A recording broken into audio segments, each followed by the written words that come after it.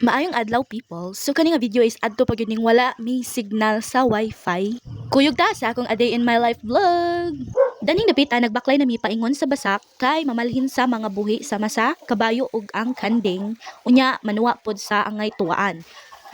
Okay.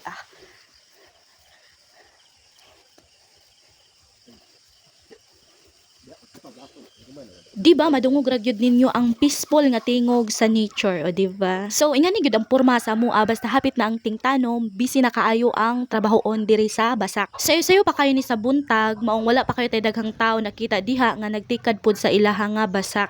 Bisan di mo mangutana. Isa jud sa akong habit basta magkuyog-kuyog ko sa akong igsuon sa nature kay kani jong magmuni-muni o sama ani o. Murag tala. Sa ingani manggod nga paagi, makahinuktok at the same time makaliptan na tatong mga problema sa kadali nga panahon. Mo nang ganahan gid ko magmuni-muni. Sa mga manok di maligos nag-ihaw. Baka naman pa. Sa pikas bahin di ay nanuwa akong isuon nga laki, unya mo din ang mga buhi sa akong father diri sa ubos. Malugos na pag ihaw. Literal mo jud ni mga tingog ang atong gusto madunggan sa adlaw-adlaw sa busy na to nga mga adlaw gusto gyud ta mo reset sa ato ang probinsya ug makig one-on-one sa nature.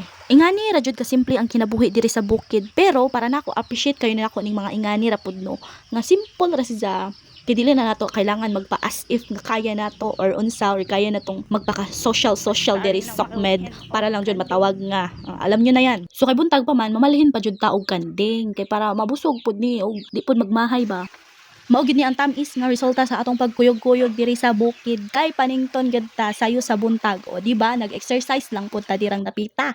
Pero di pa danha mahuman ang tanan kay mang-harvest pa gyud ta og kakao daginoton gid natong gamay para lang jud makasikwati sa buntag. Kay lami gyud ning abot kay walay sagol pijapi kay mupalit ra ta largo sinagula naman ata nagpijapihon.